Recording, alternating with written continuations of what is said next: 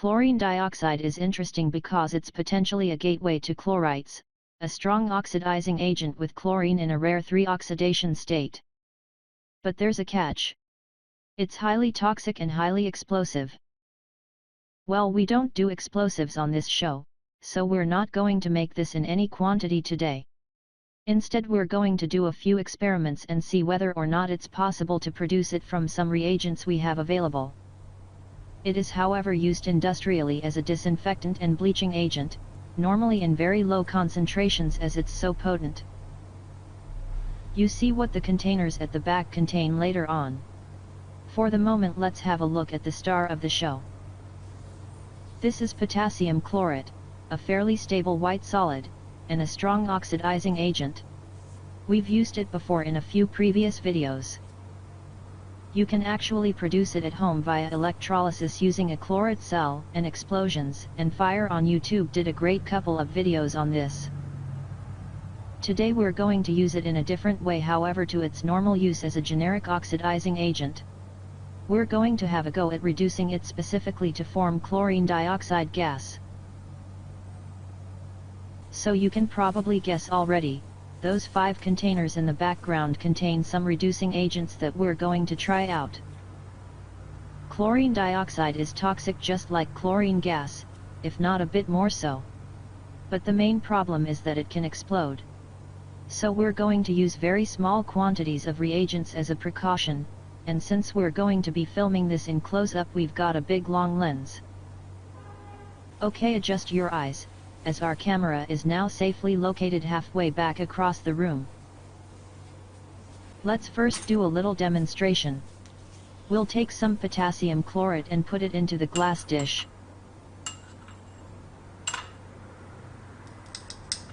And now we'll add some concentrated sulfuric acid.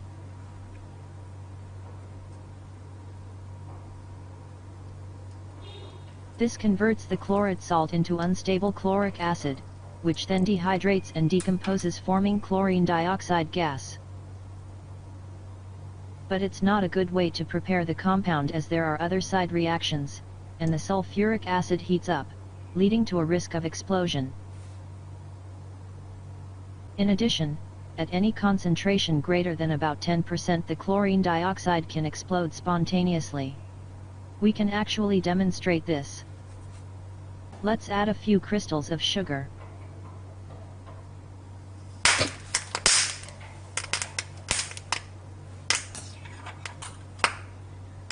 And that's just a couple of those tiny bubbles of chlorine dioxide gas in the mixture.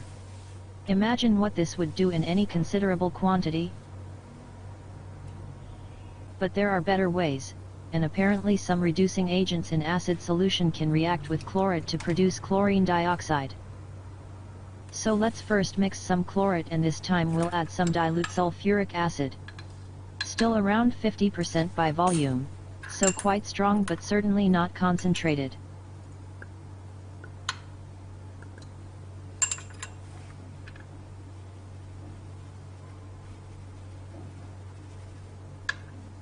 This time with the dilute acid, no reaction is apparent.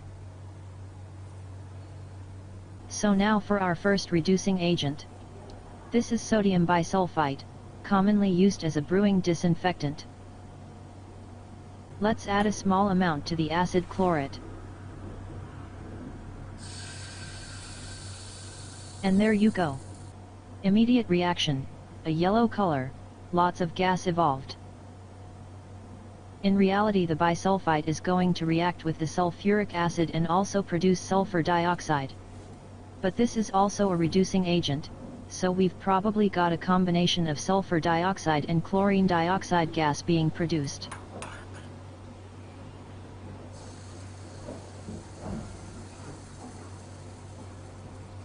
Okay, that's a nice successful first test. Bisulfite works. Number 2. Let's first get some potassium chlorate and dilute sulfuric acid in the beaker.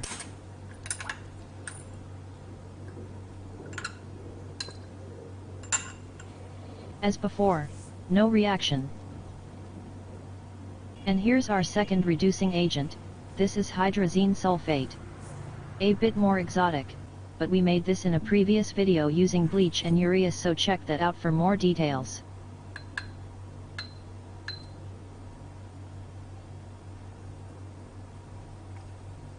This time a yellow color, but slower reaction. Lots of little bubbles coming off, which are probably a combination of nitrogen gas from the hydrazine oxidation, and chlorine dioxide. If we put a white sheet of paper behind, you can see the yellow color of the gas a bit better. Still quite dilute though. So hydrazine sulfate works for the reduction, and although a bit exotic, we quite like this because nitrogen is inert and therefore probably helps reduce the risk of explosion a bit. But unless you're seriously well equipped and trained, we really don't recommend producing this in any quantity, especially not in any closed apparatus.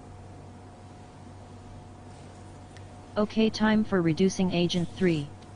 Here's the potassium chlorate and dilute sulfuric acid pre-mixed. And here's our third reagent. This is urea.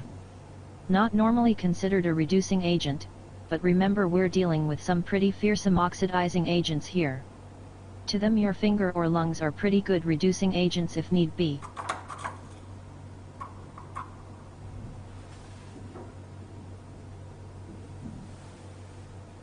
No real surprise, weaker reducing agent and we've got a slower reaction. But after about a minute it does kick off and start bubbling. And this time the yellow color of the gas is quite pronounced, so this is producing a fair bit of chlorine dioxide. The aroma is interesting, it's unpleasant, irritating, sharp and pungent like chlorine gas is, but somehow slightly sweeter. You definitely don't want to breathe this in.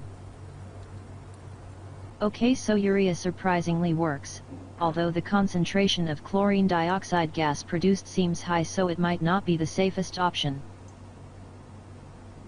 For the fourth reducing agent we're going to try something very similar to urea. First we get the potassium chlorate and dilute sulfuric acid in the beaker. And here's our fourth reagent.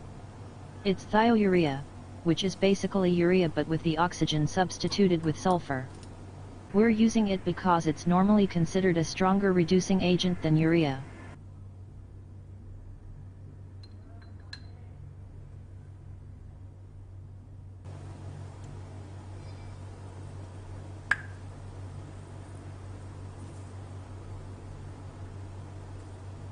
Again, a slow reaction, but a few cracking noises due to bubbles of chlorine dioxide decomposing.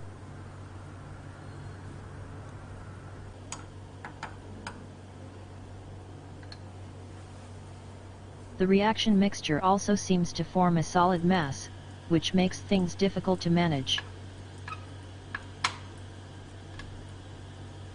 So like urea, thiourea works, but feels a bit riskier. Okay, time for our fifth and final reducing agent. Here's the acid and potassium chlorate mixture ready. And here's the fifth reagent, this is anhydrous oxalic acid. We expect the dihydrate sol to do the same thing however. So let's try it out.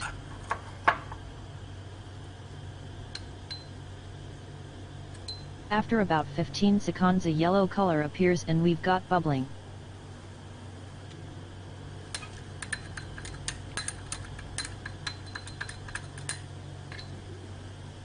And this steadily increases.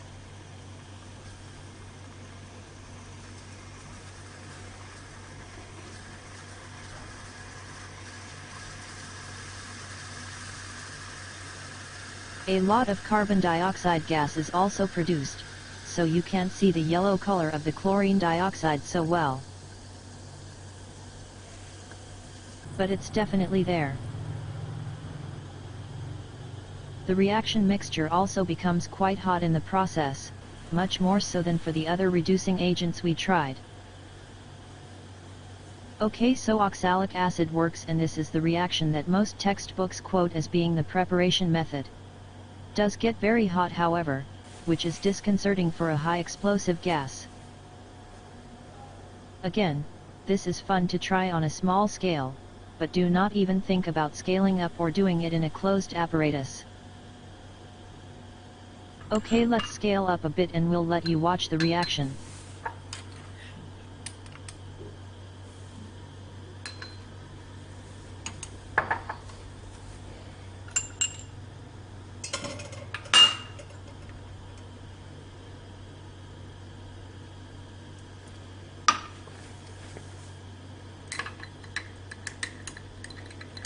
While you're watching, listen carefully.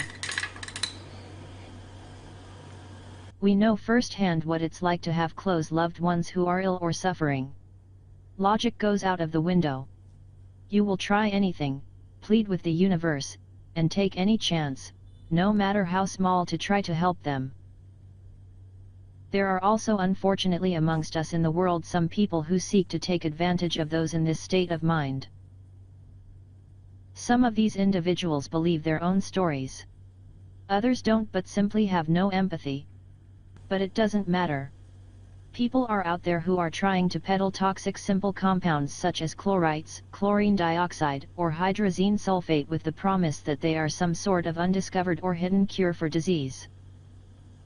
They are not. Highly reactive oxidizing compounds such as bleach, chlorites, or chlorine dioxide kill germs and other organisms simply because they are highly chemically reactive with a wide variety of compounds, including proteins, amino acids, and other biochemical pathways. They are simple, unselective, non-targeted, and generally dangerous to your health for exactly this reason. There's no magic. No miracle. No undiscovered mechanism or biological effect.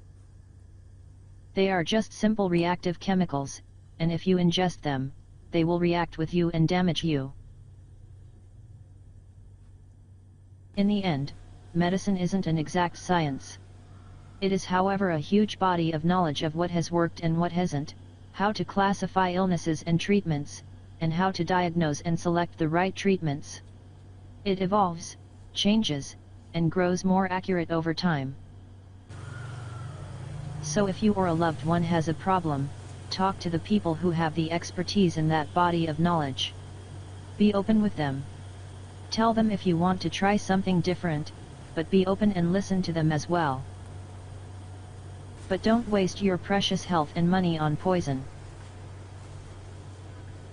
That's a serious ending, but it was an interesting experiment and we're really surprised that such a wide spectrum of reducing agents all worked fairly effectively at reducing the potassium chlorate.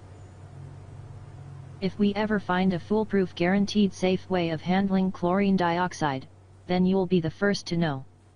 But it's very doubtful. Exercise extreme care if you really want to take this further. We strongly recommend you don't.